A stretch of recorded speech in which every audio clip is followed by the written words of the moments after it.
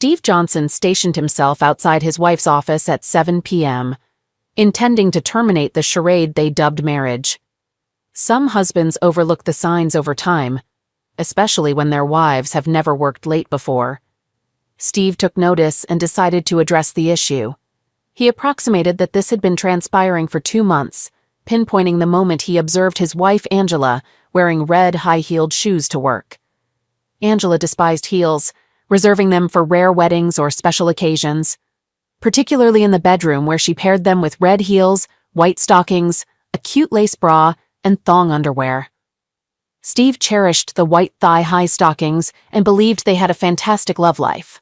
However, Angela never wore high heels to work, which prompted Steve to inquire about the change. He asked if something was going on, and she explained that she had a meeting with her boss and wanted to look professional. Angela paused briefly and continued walking without turning around. Steve remained silent, contemplating her choice and wondering if it resembled that of a professional, yet remained discreet. The revelation unfolded over time. Initially it was an occasional hour, but later it escalated to 2 or 3 hours several days a week. Steve realized the truth when Angela attended a bachelorette party, detesting clubs, salons, and bars, preferring dinner or coffee. She disapproved of drinking and looked down on those who indulged. Following her to a third bachelorette party at her boss Martin Schindler's house in Glen Ellen, Steve recognized the location from past gatherings. Waiting an hour to confirm her intentions, he then deflated all 4 tires and returned home.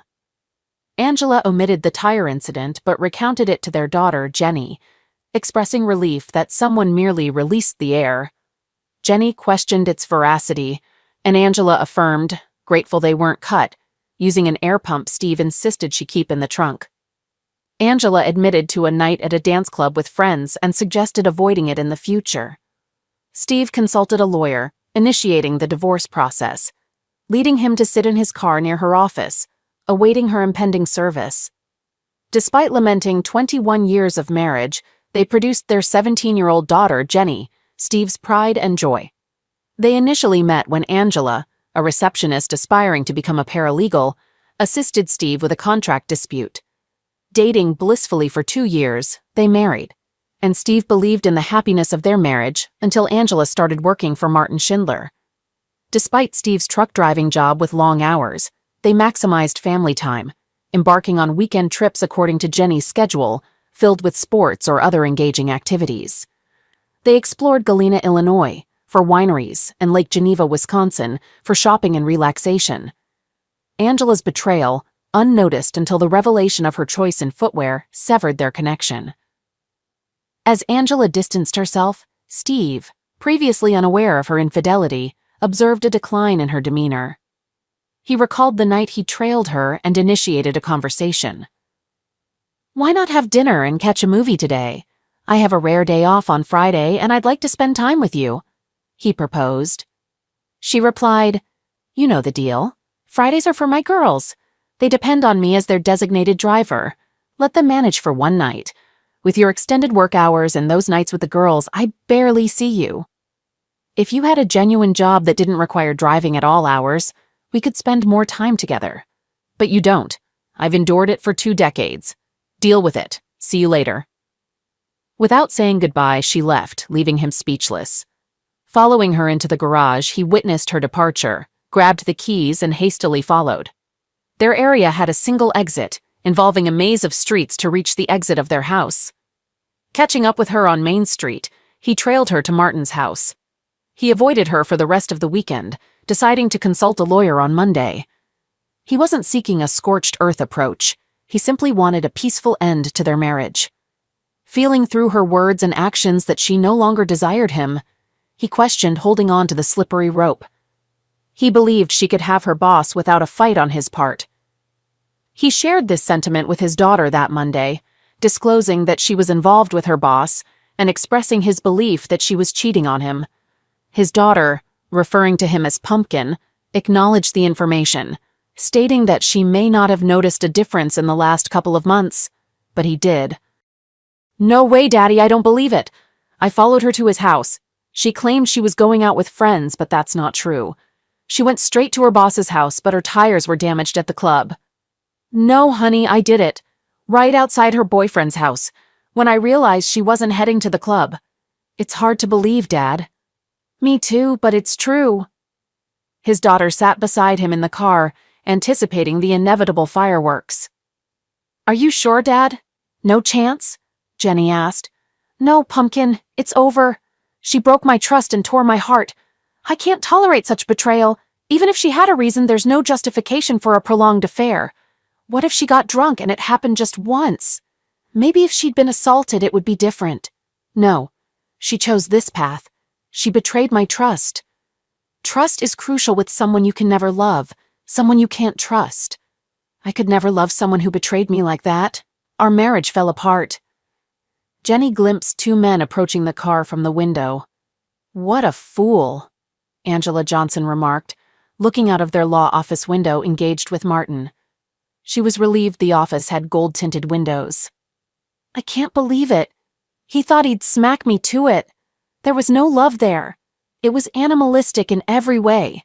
It took him 6 months to attract Angela, grooming her to replace his wife, who just finalized their 19-year marriage's divorce. He was fed up with his ex-wife's complaints, weight gain, and lack of desire. Embarrassed to be seen with her, he finally broke free when his twins left for college. Angela, the same age as his wife, exuded greater elegance. Possessing the toned physique of a 30-year-old, she radiated astonishing beauty. Martin had already upgraded her wardrobe, envisioning her as an exemplary boss's wife. A knock on the window startled Steve. Are you Stephen Johnson? Rolling down the window, he confirmed, Yes, you've been served. Please read the documents carefully. There is a restraining order requiring you to stay 100 meters away from Angela Johnson, Jennifer Johnson, and your family residence. What injunction from Jenny? Jenny grabbed the envelope, reading the divorce headline. She discovered a restraining order and handed it to him. What the hell? He shouted. Oh God, no, Jenny moaned. Daddy, I swear I didn't know. What are you talking about? She handed him the remaining papers. The documentation outlined several allegations: spousal violence, child misuse, aggravation of a minor. Jenny, why? Dad, I swear I had nothing to do with this. This is a lie or a mistake. Wait, how did she know I'd be here right now? That's because I told her. His daughter's admission shattered his heart. When you told me she was cheating on you, I confronted her. She told me she only did it because she had an investigator's report stating you cheated on her. You can't be serious, can you? Have you seen the report? No. You believed her and not me? Did you let her set me up? Baby, why? I love you so much. Why did you do this to me? I asked you not to say anything. I swear, Dad, I didn't know about the restraining order. This misuse is nonsense. I swear I didn't say anything like that to anyone. He cried quietly, not paying attention to her. Please. A moment later, he said, You have to leave now, Jenny. I can't and don't want to be within 100 yards of you anymore, he said quietly.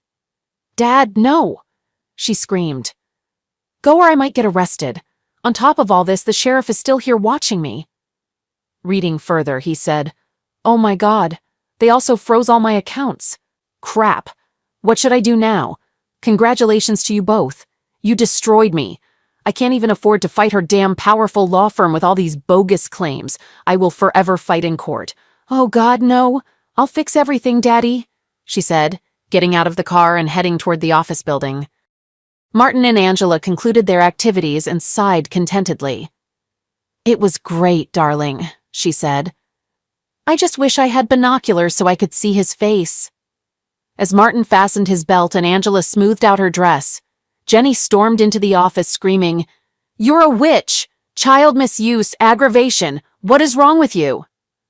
Jenny screamed. I should have had the advantage, Angela said. I should have struck first.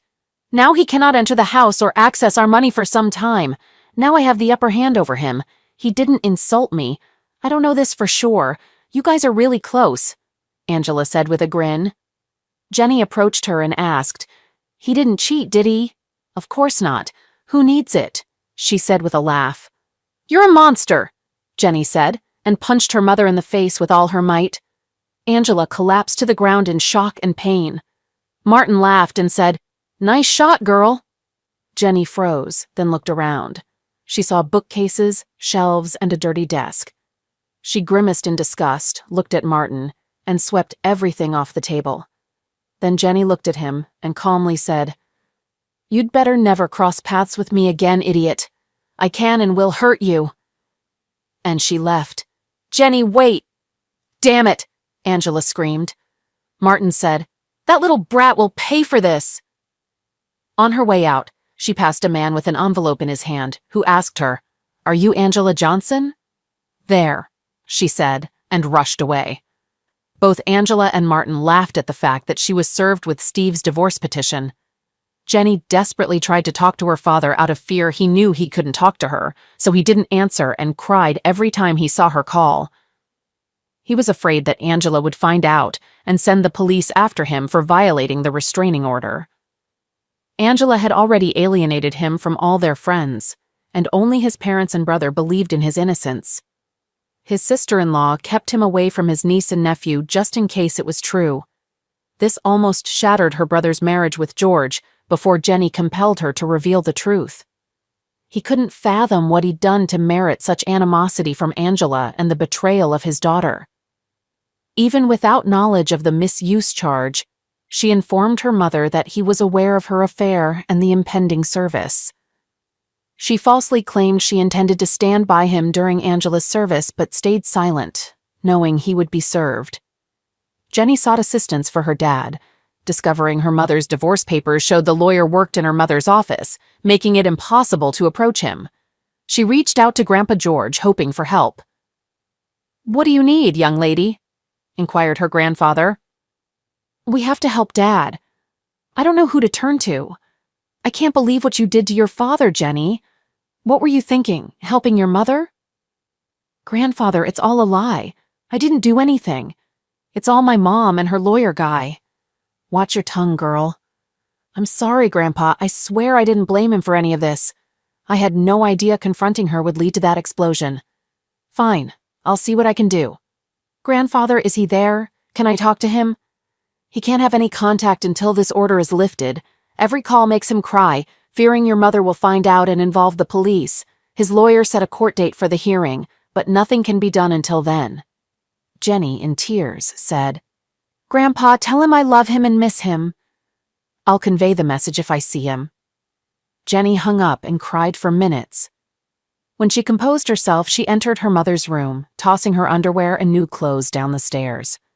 Carrying a heap of clothes outside, she threw them in the front yard. Some outfits still had tags. "Screw you, Mom," she said and fetched lighter fluid from the barn. Pouring it on her clothes, she lit them with matches. Realizing her mother would return soon, Jenny sat in a lawn chair roasting marshmallows over the burning clothes. Angela, pulling into the driveway, saw Jenny and screamed, demanding an explanation. "No, Mom, I've lost my mind. I decided to make you pay for the days Dad can't talk to me. Destroying more of your things will follow unless you retract this misuse claim. If you touch me, I'll report your misuse, and also let everyone know your boyfriend asked me to show my underwear." "Don't worry, Mom. Things will turn into smoke until I talk to him." "Damn it!" Angela exclaimed as she entered the house. She dialed Steve, but, as expected, he ignored the call and deleted the message unheard. Shortly afterward, a fire truck and police car arrived in response to a neighbor's fire report. A policeman and a firefighter approached Jenny. "What's happening here, young lady?" inquired the officer. "My mom wanted to discard clothes she'd outgrown and told me to burn them at the stake," Jenny explained. "Apparently you can't have a fire in the front yard." "Is your mother home?" he asked. "Yes, sir. I'll use a hose to put it out if you want," a fireman offered. "Did you use anything to light it, or did you just set the clothes on fire?" "A whole can of lighter fluid," she proudly admitted. "We don't have water, but we've got some sand. I'll fetch it," the fireman said. While he dealt with the fire, the policeman rang the doorbell. Angela, prepared to confront her daughter, realized it was the police. "We'll handle the fire. It's not a big deal, officer," Angela said before he could speak.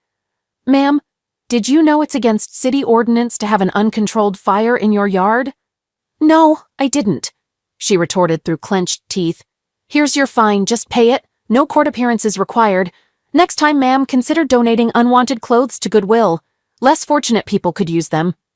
She closed the door. Angela's lawyer attended a restraining order hearing the following Monday, choosing not to renew it, aware it was falsely obtained.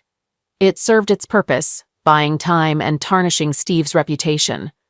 Steve's lawyer sought charges against Angela for perjury. The judge, lacking conclusive evidence of false pretenses, dismissed the perjury claim. Though the restraining order was lifted, it offered little comfort to Steve, deeply depressed by false accusations, frozen assets, spousal betrayal, and most painfully, his daughter's betrayal. Struggling to make ends meet, he took leave from work, battled drinks, and lived in misery. In the afternoon, when Angela and Jenny were absent, Steve visited his house. Despite changed locks, the garage door opened. He found his belongings in boxes and garbage bags, noticing Angela had left the wedding album and family photographs. He maintained contact with his family, though strained due to his problems. Despite his parents urging him to see a psychiatrist, he refused, feeling he didn't need one to confirm his miserable life.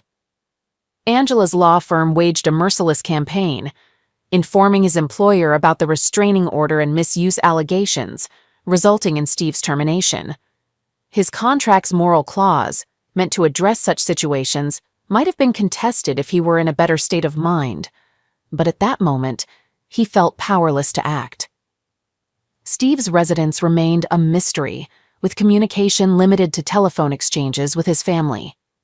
The sole glimpse of him occurred during mandatory court appearances for his divorce, where he interacted solely with his lawyer and the judge. Jenny attempted to engage him during such instances, and each time he passed by without acknowledgement, resembling the walking dead in her eyes. Angela reveled in the unfolding events, harboring resentment toward Steve long before Martin influenced her. Throughout her manipulative endeavors, her sentiments evolved into near hatred. After prolonged legal battles, the divorce concluded. Steve reclaimed his share of assets, successfully sold the house with his lawyer's assistance, and retained ownership of his truck. However, false rumors circulating about child misuse hindered his job search in town, despite lacking any accusations. Opting for a fresh start, Steve moved to Chicago, securing employment as a truck driver. Loading his belongings into the pickup, he bid farewell to his parents when Jenny arrived. "Dad, I'm so sorry. None of this should have happened," she expressed, running up to hug him. He cried without reciprocating. "You chose your mother without evidence, and the dominoes fell. I had to file first to catch her off guard. Now you understand why." "Daddy, I didn't know. I'm sorry. I'm leaving now. This false accusation of child aggravation just won't go away once you're accused of something like that. It's a stink you just can't wash off. Someday your mother and her lover will pay for this. Goodbye, Jennifer. I loved you more than my own life." As her grandmother hugged Jenny, he seized the opportunity to get into the truck and drive away. "Angela, will you marry me?" Martin proposed on the day the divorce finalized. "Yes, Martin, oh yeah," she cried and hugged him, causing a scene in the restaurant. "Let's go to your house and celebrate," she suggested after settling the bill. Eager to move in and remodel Martin's big house, Angela planned to discard the tacky furniture and curtains chosen by his ex-wife. Their first purchase would be a new bedroom set. As they left, Martin laughed at the sight of his ex-wife, Carol, having dinner with her parents. Carol, disgusted with him and his latest mistress, spat at him as they passed by, but he paid no attention. Steve entered the truck warehouse and spotted his colleague Lou at the doorway. "Steve, what's up, dude? You look like someone spoiled your oatmeal." "Divorce is finalized today." "Ah, well, after what that woman did to you, you deserve to have some fun today." "It's not her, it's my daughter. She took her side and I just can't handle it. She calls and emails me, but I can't bring myself to talk to her. Maybe I should see a psychiatrist." "Perhaps you should let off some steam," a voice chimed in from behind them. "Hello, Mariana." "That's not a bad idea," Lou added. "Ha, who needs my dried-out old self?" Steve remarked. Marianne leaned over, whispering words of affection to him, and then gracefully walked away, leaving the onlookers admiring her as she departed. Encouraged by his friends, Steve expressed his readiness to pursue Marianne, stating that she was his new partner and they should hit the road. Their initial date included dinner, a movie, and a visit to Baker Square for coffee and cake. Marianne reassured Steve, mentioning that he was a good guy going through a rough patch and that everything would work out. Reflecting on his past, Steve shared with Marianne that, for a long time, he couldn't fathom what he did wrong and couldn't understand his ex-wife's aggression during the divorce. He expressed that she was terrible, but it was all over now. Holding her hand, he advised her to look forward, not behind, and promised to make it worth her while. With a smile, he squeezed her hand and suggested they go, while Marianne pulled him in for a kiss upon their exit. She then proposed if he wanted to see her bedroom. Steve regretfully replied that he wished he could. However, Marianne, undeterred, took his hand, leading him to her bedroom. Bathed in the soothing bluish tint of moonlight, they kissed and undressed slowly, intending to savor every moment. Marianne eventually lay on the bed, and Steve knelt on the floor. Expressing his perspective, he remarked that her loss was his gain, and he intended to take advantage of it. He kissed her, mentioning that he was available any time. A week or so later, a man dressed in black approached the back door of a posh house in town. Expecting to break in, he smiled when he found it unlocked. Stealthily navigating through the house, he reached the room he sought. The room was well equipped, thanks to a Facebook photo of his target sitting at his desk. The arrogant man had it as his screensaver. The closet was behind and to the right of the desk, with the room dimly lit by a desk lamp. Though the closet door was closed, he could still see the room well. Opening the door behind the counter, he waited. The only concern was the target approaching the closet before sitting down. It might complicate things, but he remained confident the job would be done, with a perfect alibi ensuring his safety. Martin Schindler entered his home office, glancing at the computer monitor angled on his desk, with his back turned to the cabinet. The uninvited guest cautiously opened the closet door and stealthily slipped away. Upon hearing the noise, Martin looked up and discovered a weapon pressed to his head, followed by the pulling of the trigger. Subsequently, the pistol was placed in his hand, and a note was left on the table that simply stated, "Price paid in full." The shooter swiftly exited the door after leaving the note. Upon returning home from the store, Angela entered Martin's office to share the new bedding she had purchased. She screamed at the sight of his lifeless body in the chair and immediately retrieved her cell phone to call emergency. While observing the weapon in his hand with a note on the table, she refrained from touching it. Reading the message, she received a shocking revelation. "No, Steve, no." In distress, she screamed, questioning, "What have you done?" Detective Devontae Jordan received a call and hurried to the Schindlers' home. On arrival, he saw a weeping woman in the living room, with crime scene investigators moving around the office. While scanning the scene, he noticed a new set of golf clubs in the corner and commented, "Good clubs indeed." Continuing his examination, he observed the weapon still held in the sufferer's right hand. Asking one of the first responding officers, he inquired about the current situation, learning that it was an apparent self-inflicted weapon shot to the head. The sufferer was lawyer Martin Schindler, a homeowner, with Angela Johnson as the bride who found the body and called emergency. There was a typed note on a computer, unsigned, consisting of just one sentence. Detective Jordan handed a plastic bag with the note, frowned, and questioned Angela about its meaning. Angela clarified it wasn't self-destruction. Her ex-husband, Steve, eliminated him. Martin disliked weapons and didn't own such a firearm. Angela believed Steve did it because he felt Martin took her away. She admitted to dating the deceased while married. Detective Jordan considered potential motives, including resentment from Martin's ex-wife, who might have been angry about being left. Angela provided an alibi for her whereabouts, assuring the detective. On a sunny Sunday afternoon, Detective Jordan visited Steve Johnson, asking about his whereabouts the previous night.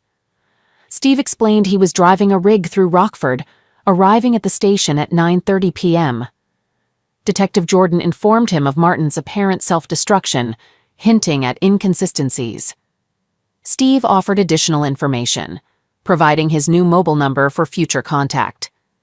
As Detective Jordan left, he contemplated the oddities surrounding the self-destruction, such as a left-handed person shooting himself with his right hand, typing the note, and the scarcity of weapons marks on his hand. These anomalies troubled him as he prepared for further investigations across Chicago. After the detective departed, Steve took a seat at his kitchen table when Lou asked him what all of it meant. Steve chuckled, remarking that he couldn't believe his ex-fiancée had committed self-destruction. Lou expressed his hope that his alibi checked out. They laughed and clinked beer bottles in a toast. Angela, seated in the front row at the funeral, mourned the man who effortlessly took her from her wonderful husband. Tears flowed for the man who persuaded her to participate in a nuclear attack and execute a good man for change. She was deeply in love with her truck driver husband until she transferred to work for Martin. He targeted her, immediately wearing her down with snide comments about truck drivers and flippant remarks about him during trips. It was too easy for Martin.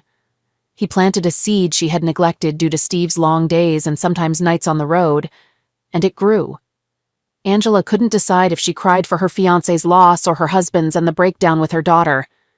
It all seemed like a waste of time. She didn't hear or care if the room buzzed around her. She didn't notice the looks Martin's ex-wife and daughters gave her. They blamed her for his pass away.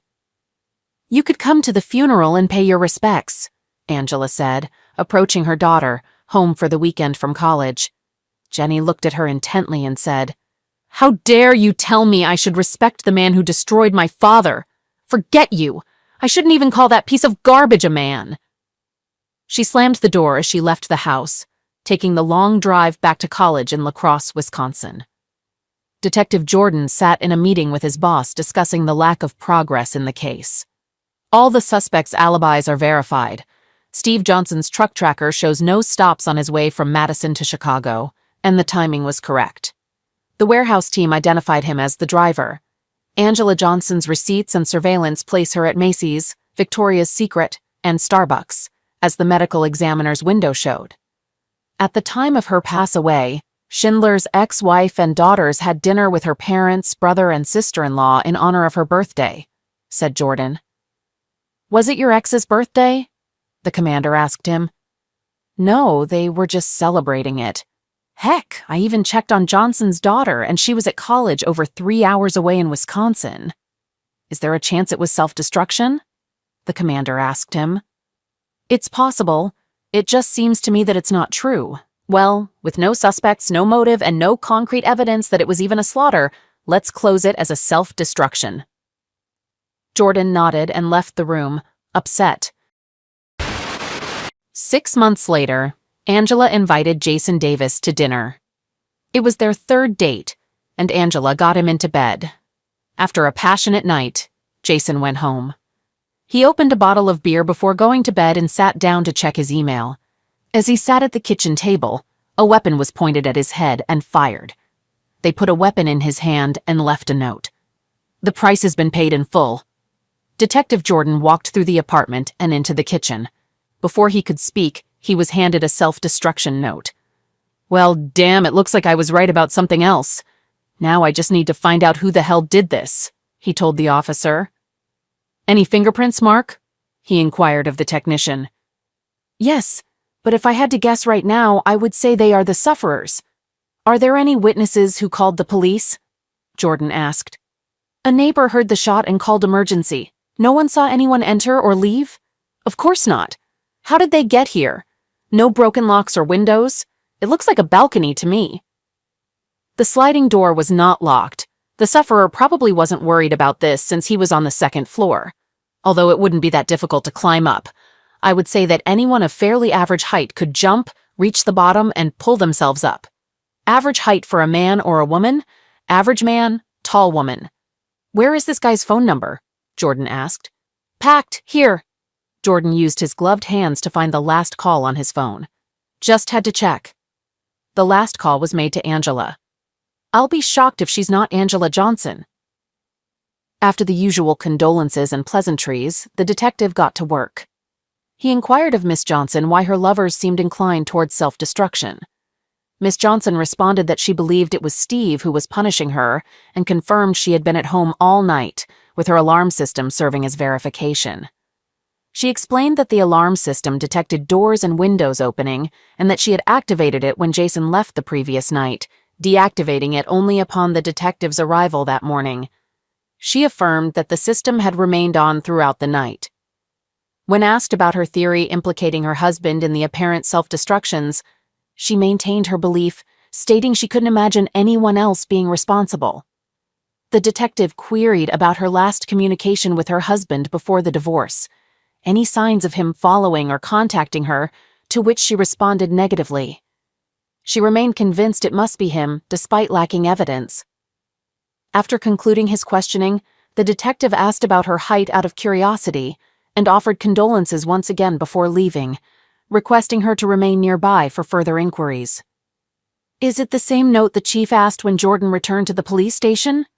"Yes, sir," Detective Jordan said. "Inform me daily about your progress. This is too much for a coincidence. The woman's alibi is reliable. I'll see if I can ruin it. But we'll see. I'm going to see her ex-husband now," the detective said cautiously. "Then let me know what you get."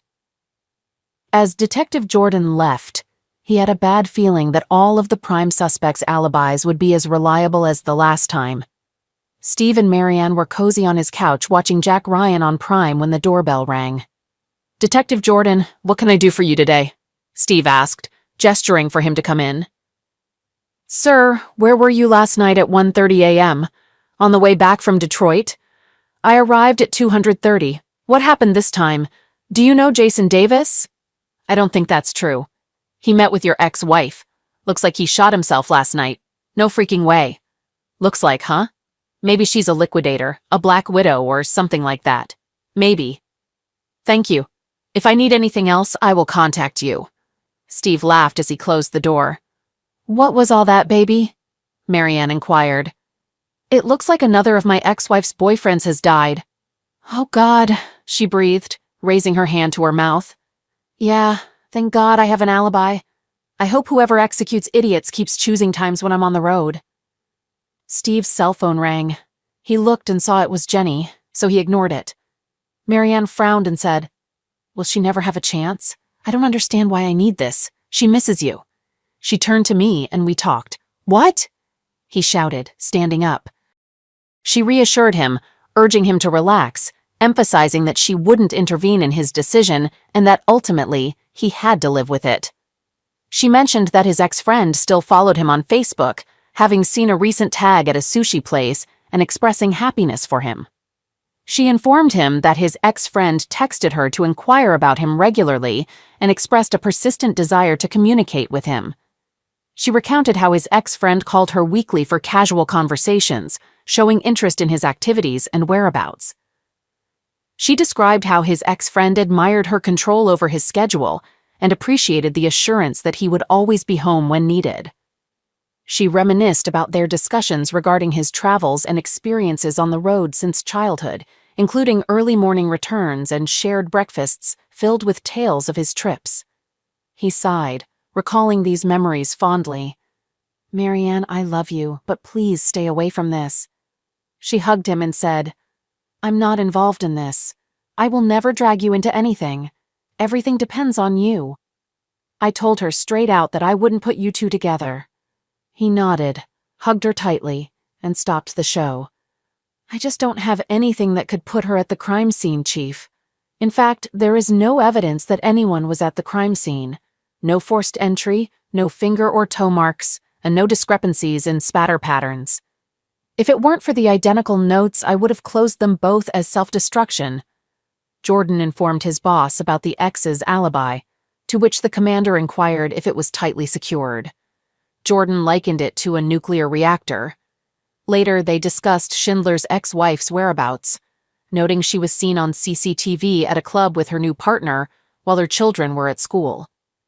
2 years afterward, Angela shifted her dating habits, deciding to avoid dating men repeatedly after incidents of self-destruction.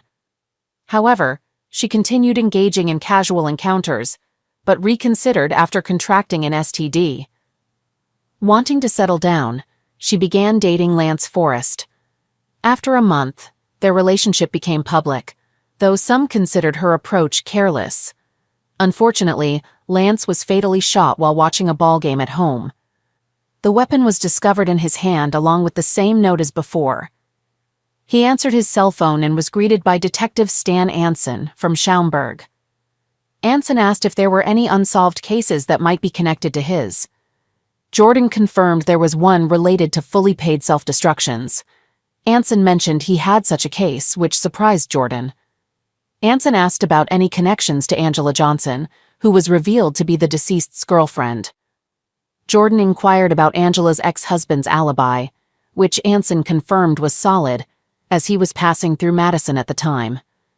Anson stated Angela was alone at home, her security system providing an alibi last time. This time, Angela had ordered Chinese food, delivered within 30 minutes. The shooting occurred during this time frame, according to a neighbor's emergency call. Despite the proximity of Angela's house to the deceased's apartment, they couldn't see how she could have committed the crime within that window. Jordan agreed with the assessment. They decided to meet the next day to compare files.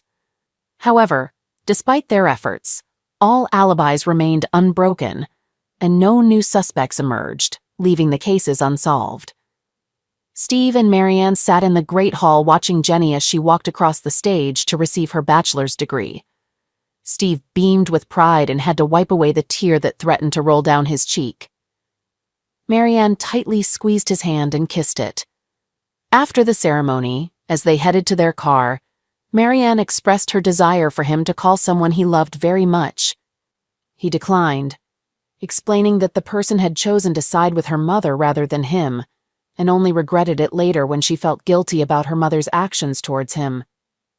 He felt betrayed by her lack of support and emphasized the repercussions it had on his life. Marianne acknowledged his feelings. He reiterated that the person had made their choice, and they all had to accept it. Marianne frowned at his resolve, holding his hand and questioning if he had been as stubborn before the divorce. He admitted he had not been anywhere near as stubborn. 5 years later, Angela and Jenny sat in the front row of the funeral home's memorial room. It was a large turnout for Steve Johnson's wake and funeral procession. Steve died of pancreatic cancer 4 weeks after he walked Jenny down the aisle at her wedding.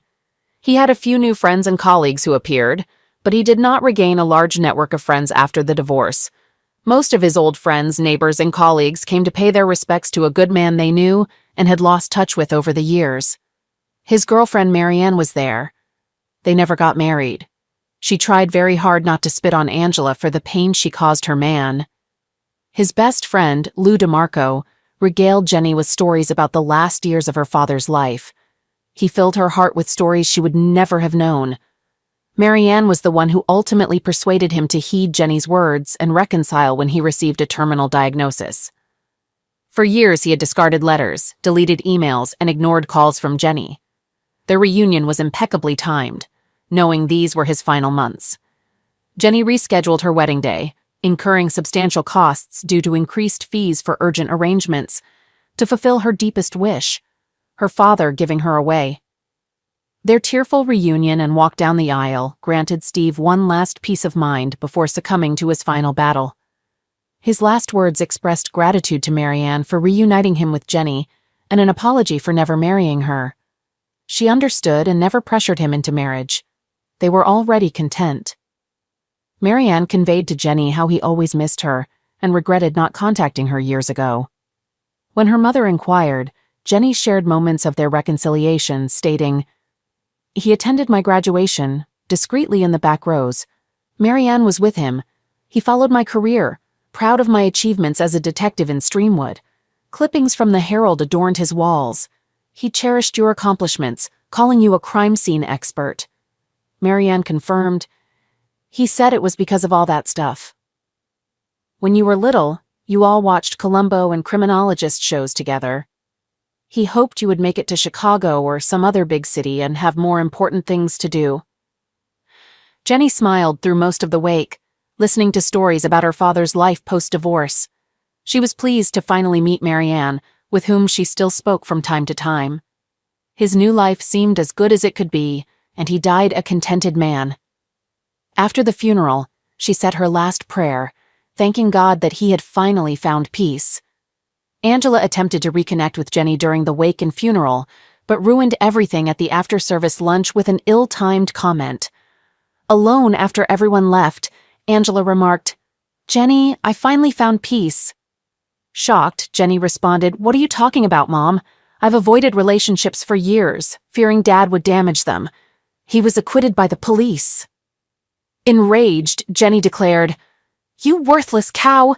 Now you're happy he's gone so you can have fun. I had hoped you changed, but now I hope you rot in hell."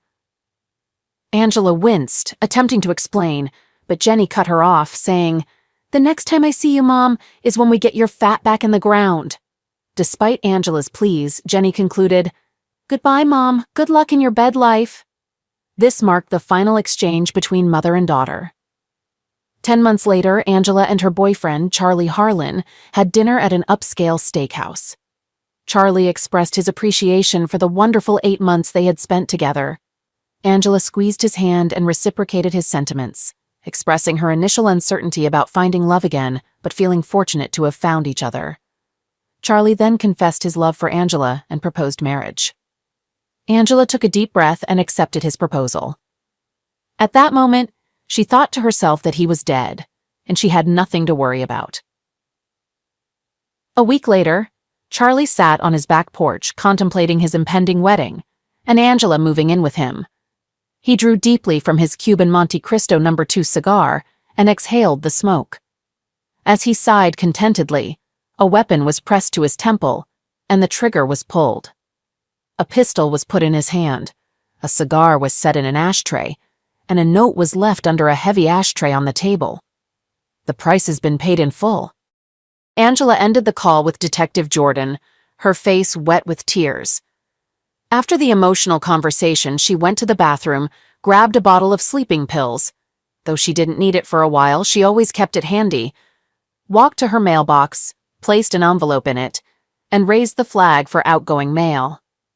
Lying on the bed, she reflected on her wedding to Steve, the beautiful day it had been, her pride in Jenny's career, family vacations, and park trips.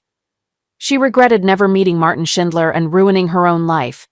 Finally, she prayed to see Steve soon. Placing the note on her chest, she fell asleep for the last time. Her note read, "My price has been paid in full." Jenny arrived home with mail and a bag of groceries. She restored everything to its place, hung her keys on the hook, and kicked off her shoes. Blake, her husband, wouldn't be home until nearly midnight due to his second shift as a cop. To savor the quiet of the house, she uncorked a bottle of California Cabernet and poured a full glass. After a sip, she approached the stack of mail and noticed a letter. Shocked, she screamed upon reading the sender's name, Angela Johnson. Tearing it open, she read her mother's final message, realizing the true meaning behind her mother's self-destruction. "Wow, Mom, wow," she uttered to the empty house. She dialed Jordan on her mobile phone. "Detective Jordan, it's Jenny Stanger, daughter of Steve and Angela Johnson." "Hello, young lady. Sorry to hear about your mother's self-destruction." "Thank you. At least you don't have to investigate." "Yes, what can I do for you, Jenny? I got a letter from my mother, a confession." "What?" he shouted into the phone. "A confession of all self-destructions that were actually slaughters. Clearly she was crazy. I can't believe this. Jesus Christ. Okay, come and meet me at my site as soon as you can."